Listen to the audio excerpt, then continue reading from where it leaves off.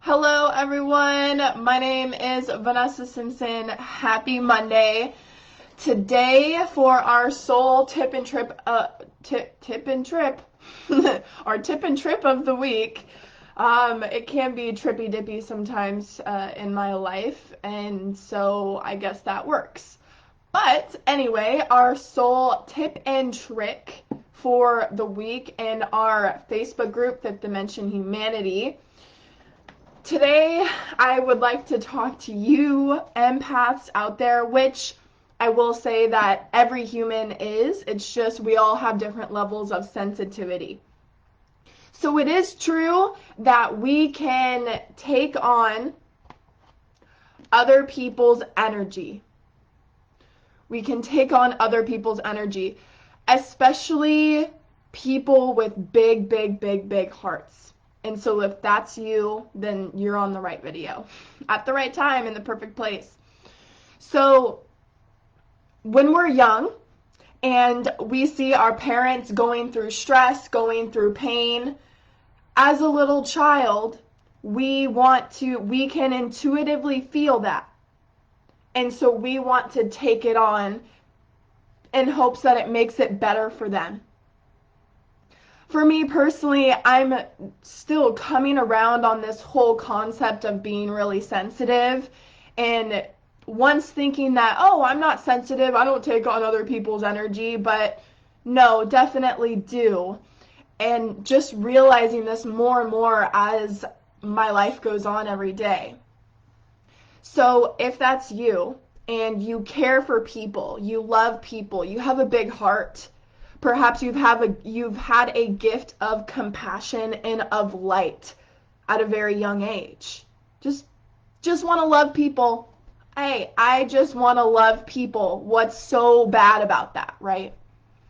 So watching people go through stress, go through pain when we're young, we think as a child that, okay, I'm going to take this on, and of course, consciously this isn't happening, but subconsciously, give it to me. I don't want you to be in stress. I don't want you to be in pain, so I'm going to take it on. And then we carry this with us as we get older. So taking on other people's energy, really, if you work with people, if you are a massage therapist, you're touching people, you're in the medical field, or you just work with people in general, especially if you're doing like transformation work or you're a healer, it's really easy to take on other people's energy. But essentially, if you are a caring person and compassionate person, most likely 8 out of 10, you're going to hear some of their pain and you're going to take it on. And so how many of you out there, raise of hands, feel tired after your work day? Feel tired after your work day, feel tired after just a day of being around people, even your kids. And perhaps there isn't even a whole lot of physical activity, but you're just exhausted at the end of the day. That is a sign that you are extremely sensitive and you are taking on other people's energy that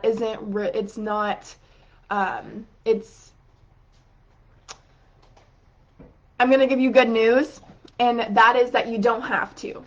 And so how to stop taking on other people's energy as a sensitive, compassionate spirit,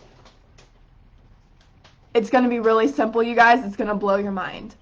It blew my mind. You decide. You decide whether or not you're taking on other people's shit or not. And it's really that simple. Somewhere down the line, whether it's wrapped up in this unworthiness or not good enough, and just wanting to take on the responsibility of other people, and that's the key word here, is taking on the responsibility of other people's pain, other people's stress. You decide to do that. You might not consciously be like, oh, I'm going to take on their pain, but at some point, in the subconscious mind, this is what is happening. You have agreed to take on other people's pain. And so, if I can share with you, I came across a really interesting belief. And that is this whole no pain, no gain energy that you typically hear with working out. But this translated over into other areas of my life. That you need to be in all of this stress in order to grow. So, yeah, okay, so it's true that when you are going through challenging times, or you're going through a little bit of pain or suffering, or a lot of pain, a lot of suffering, that there is tremendous growth that happens there. But there's this fine line with self-inflicting your challenges, your suffering, your pain, by taking on more than you have to. And this goes with the whole concept of being in the world as an individual spirit in a human body, but not being of the world and taking on all of the world. This is especially heavy within people that are on the spiritual path. We're unity, we're all one, we're all part of everything. Then we start taking on everything. And I'm here to tell you that it is okay to not do that. Always do what resonates, but don't put yourself through unnecessary stress and challenge because you have such a big heart. And that, if I just take on all the pain and all the suffering, then it will take less pain and less suffering out of the world. If that's you, then you're just like me. This is a pattern that I've been doing my whole entire life. I've been taking on my parents' stress and their pain, my friends, my clients even. That if I take on all of this, then they won't have to feel it, so I'm being of service. And it feels logically good, but my body and spirit's like, whoa, I'm heavy right now. So there's multiple ways that we can be of service. And I'm here to tell you that it is a choice. You have a choice to take on, if that's what you want to do. You can do that. But you don't have to. And it is a choice for you to set those boundaries. And it is okay to set those boundaries. Okay, well, Vanessa, you're talking about setting boundaries. How do we do that? By telling the universe what you allow. There's this whole concept that I learned with my previous coach. And it's that you don't get what you want, you get what you think you deserve. And along those lines, you get what you allow. If you allow someone to treat you like shit, then it's going to happen. So this is where we can start having standards in our life. And it's not a bad thing to do that. I want to get rid of those words, right or wrong, or bad or good. This is just a perspective that I'm offering you. If it resonates, great. If it doesn't, take what resonates, leave the rest. As always, with any videos that I bring to you. This is where we start to use the word discernment.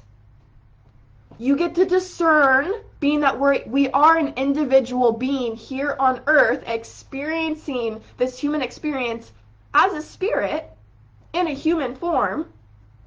You can discern what you want in your life, what you want to surround yourself with. That is okay.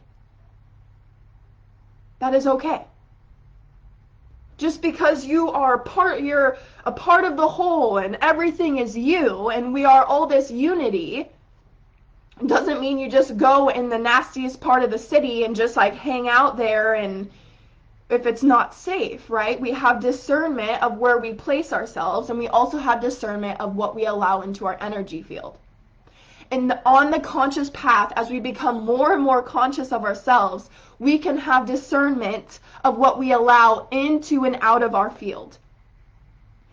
And as we are conscious of this, then we can start to play with the subconscious, so that it's not necessarily something that you're constantly thinking about what's coming in and out of your field. That's not necessary. But having the intention in the beginning of the day, last thing at night, as always, of what you are allowing in your life. So I have Claire here that says, my son is an empath, and if you have any questions, go ahead and pop them in the chat. Claire here has, my son is an empath like myself. I'm wondering how to help guide him on how to recognize what belongs to him and what is actually the emotions and feelings of others. So a technique, Claire, that was given to me that has worked extremely well for myself and my clients is 3 times. Is this mine? Is this mine? Is this mine? If it stays, it's yours. If it goes, it's not. Super simple. It doesn't need to be any more complicated than that. So for your son, if he starts to feel something, and intuitively, I guarantee you, if he really checks in and asks those questions, is this mine? He'll immediately know yes or no if it's his. And then he can decide whether he wants to continue feeling that, or if I don't, that's okay. I don't need to allow that. That's fine. And that is okay. I also had this belief that I would like to share with you guys that I hope helps, is you can't heal what you don't feel. But what this translated over to,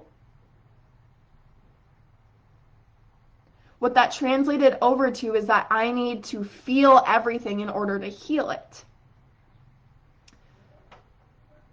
But what we know on the spiritual path is that there are multiple ways of healing.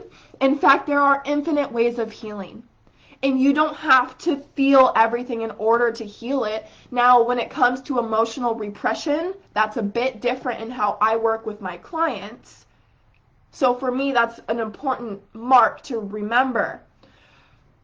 But just in case I'm expressing this, just in case for you, if you feel that you have to feel everything. Oh, I'm an empath. You have this identification with being an empath. I have to feel everything. That's a belief, and that's a choice. So remember that you get to choose. You get to choose what you feel. And for some of you that might get the brain ticking and there might be some beliefs, no, I don't get to choose. No, you do. You absolutely get to choose. We do have, this is a free will universe. You get to choose. That is our power. That's where we hone our power. And that's the beautiful thing about who we are as spiritual beings. That you get to choose. No one has control over you. You are an extension of source energy, and you get to do with that energy whatever which you choose. And that's the powerful thing about it. But with that power and with that awareness that I'm expressing to you comes responsibility. You are responsible for that power. You are responsible for your own choices. Even if that choice means taking on other people's shit. That's your choice. And for me, I thought I was doing the right thing. Oh yeah, like just give me all everybody's shit. So it makes me a stronger person or a more powerful healer, which is all just egotistical anyway. Okay, so Jessie here. Again, if you have any questions, just let me know.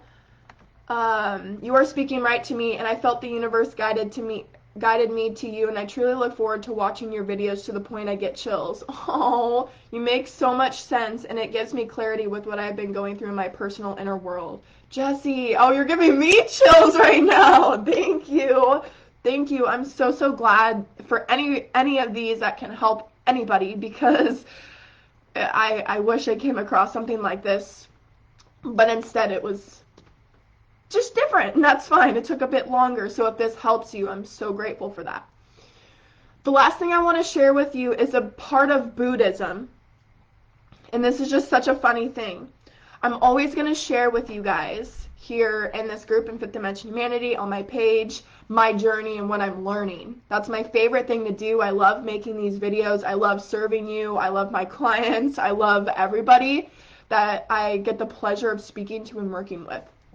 So the last part I want to speak to you about is this part of Buddhism. So, how suffering is the path to enlightenment. That part in Buddhism, that theory in Buddhism, this philosophy, that through suffering you become enlightened. Okay, so now my ego and my mind took that and ran with it, that, oh, I have to go through all of this suffering in order to be enlightened. I have to go through all of this suffering.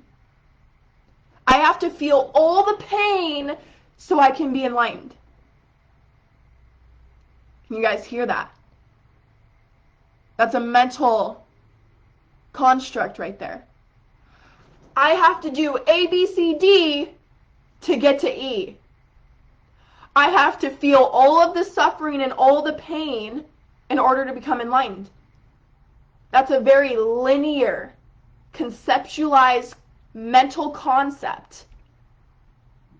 That's linear. That if I do all those things, then I'm enlightened. How funny is that? How funny is that? It's just like, oh, if I do A, B, C, D, then I'll be happy. But as we know, as conscious beings, that's not the case. Sure, there are certain habits and behaviors, mindsets and feelings and thoughts, all these things that can help contribute to an inner happiness. Absolutely. But to mentally say, if I do all these things, then I'll be happy, you're going to be doing all of those things until you're happy for the rest of your life. It's a mental concept that's linear.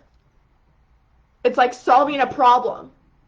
It's like, my goal is to be enlightened, so I'm going to go through all of this suffering to become enlightened. But it's self-inflicted suffering. And how many of you put yourself in self-inflicted pain, stress, and suffering? I'm going to double hand that because that absolutely has been me in the past. And now something that I am incorporating into my daily life is this concept of allowance, which you might have heard within the law of attraction. Abraham Hicks talks about allowance. Being in the art of allowance doesn't mean that you are mentally self-inflicting pain and putting yourself through unnecessary suffering.